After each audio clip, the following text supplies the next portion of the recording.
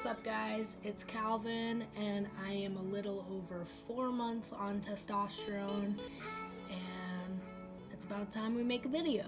So I know when we started this whole process, I said that I was going to be making videos going over changes and all that stuff. Truth is, focusing on changes in like month increments really makes time go by very slowly. So I have been learning to just kind of take things as they come. There have been changes, but they're very steady and subtle, but we're getting there. I just don't find it to be as important as I thought it would be, I suppose. I mean, the changes are important and they're awesome and they're cool, and I feel great that everything's happening. But I would rather make a video that touches upon kind of everything else. So, there's the physical changes. I kind of make posts on that periodically about what's going on and like my voice changes and all that stuff. But there's a lot to talk about. I think it's really important to kind of not just always talk about the physical changes and what's going on with me, but also I think it's important to talk about how awesome I think a lot of people in my life have been towards me and my transition, and just understanding and accepting and really trying to learn. I think that has been awesome. But it's also not a bad thing to educate on how people could be better and how people could kind of like be a better ally or be a better supporter. And that's not to take away from what everybody has done to be accepting and loving and supportive. But it's just, I think there are small things that people don't notice or don't know how to react, and that's been something in the past 4 months that has really been brought to my attention.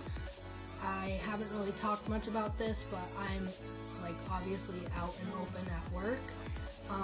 It's been very positive. I'm super grateful to work at a place where I work with such a large group of people, and everyone has just been super supportive, trying their best, really trying with the pronouns. And since day one, as messy as it was, I never even talked about this, but everyone called me Cal, even though all of my stuff said Carissa, and that was a mess. I never really spoke about that, but that was something when I moved here. I really put myself out of my comfort zone, and I knew I wanted to transition, but I hadn't found a doctor here yet, and so I just made one move forward to just with my manager. I didn't even give her an explanation. I said, hey, I go by Cal. I know all my stuff's Carissa, but I go by Cal, and she just told everybody. And then whenever I came on my first day, everybody was like, okay, here's Cal. So that was pretty cool, but it was also super scary, and it was also very weird moving that into a professional environment when I spent 2 years just going by Cal by my closest friends. So that actually took a lot of teaching myself to even respond to Cal. But it's been very positive. 6 months of just being seen and felt I'm validated and respected by people that I literally just met 6 or 7 months ago. It's been crazy. But that being said, there have been instances that have happened, not particularly bad, but just this is all new. It's all new to me. It's all new to everybody else, and certain people just don't know how to respond to these situations in I guess, proper fashion. Especially being in a place where you're not passing fully. For me to feel good is for me to pass and for me to be perceived as a man. And I think people just don't know really what we think and what we feel, and all the emotions and all the ups and downs that go on through our day. And that's just something to bring light to. It's not anything to make you feel any type of way or make you feel bad for me. I'm totally fine. I'm happy. It's just there's a lot of thoughts that go on up here, day in and day out, and navigating like your gender while everybody else is trying to like figure out what you're doing with your life, you know. So if I oh boy, it is not entirely respectful if you can properly speak the proper pronouns to the person who identifies as transgender. If you can speak the pronouns of their preference to their face, but then turn around and then use different pronouns, that's not okay. You can't do that. You can't say that you respect somebody to their face and then turn around and do something completely different, because that's just being weird. That's being shady. That's being weird. If you respect me and you want to be supportive, then you're going to use the pronouns to my face, and you're also going to use the pronouns regardless if I'm there or not, because it doesn't matter. It's not, you shouldn't be saying these things to appease me. You should be saying them because you love and you support me and you want people to see me as I feel and as I want to be seen. You should want to support me in that way. Everybody should want to support everybody in that way. So that's one thing to think about, you know. Be very mindful of that. I know maybe some of you don't do it consciously, and I know you may not even mean to. There is such thing as slipping up and making mistakes and whatever, but just be mindful of consistency is like key to anything in life. But then that brings me to my next point. If you make a mistake to my face and you call me she, and you know that I don't prefer those pronouns, correct it. If you think about it and you say, oh shoot, I should have said he, say, whoops, sorry, he, then move on from it. Or like, you don't even have to say sorry.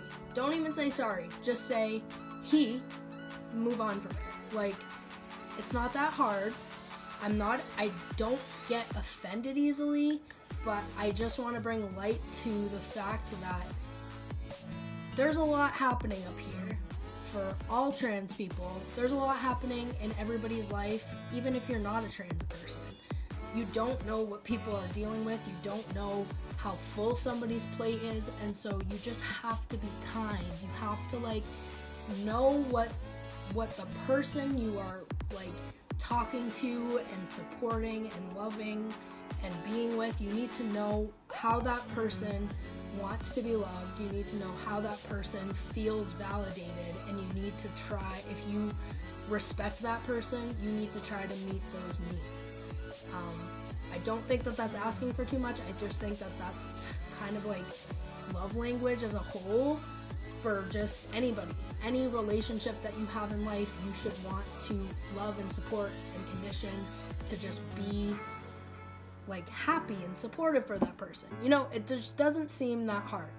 But I know that being trans, I mean, there's a lot of education that goes into it, and we're getting there, but we're not really there yet, and that's okay.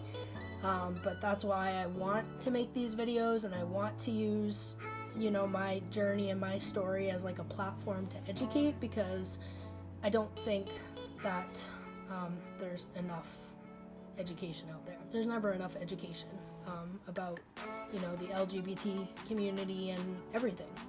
Asking questions and asking how to be supportive, and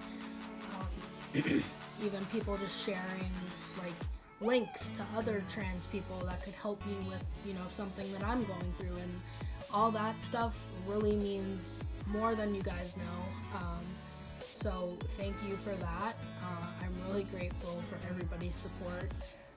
But I do just want to use, my voice to kind of educate and help you guys to understand my journey and, maybe help somebody else's journey along the way. I know things will get easier with time, at least for me, since I am in a physical transition. Things are going to change, things are going to get easier.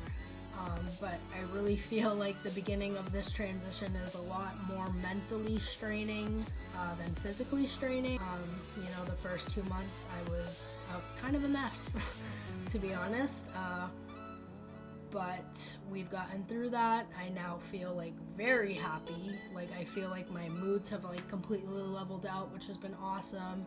My changes are more steady and consistent, whereas in the beginning they were like, I felt like nothing was happening, and maybe that was just me being impatient, but I felt like nothing was happening, and I was frustrated, and I was sad, and I was tired, and I was like emotionally just like drained. But like I said, we're past that. I shaved about like 2 weeks ago, and I like instantly regretted it. I didn't even share with any of you guys because I was like more embarrassed that I shaved, because like I had hair, but like it wasn't really super visible, but like you could see it if you looked up really close. But then this is really embarrassing, actually. It's fine. I'm never posting this. Just being patient with the changes.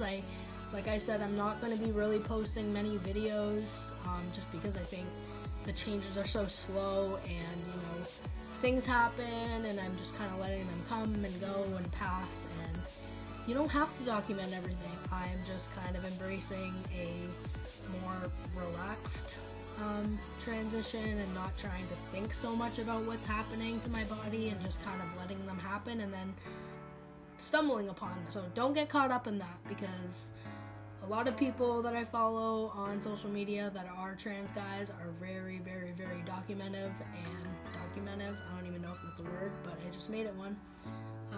And they document everything, and there's a cool aspect to that, but there's also a very exhausting aspect to that, where it takes a lot of effort to really be so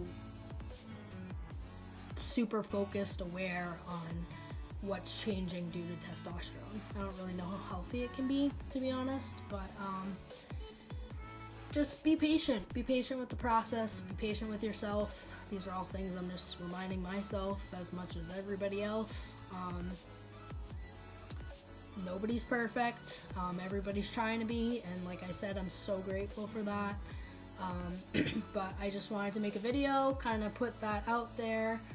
I hope that everybody is well, and I hope that nobody's scared to ask me questions or come to me, because I'm all for talking about it. Keep doing what you're doing, and I'll see you guys soon.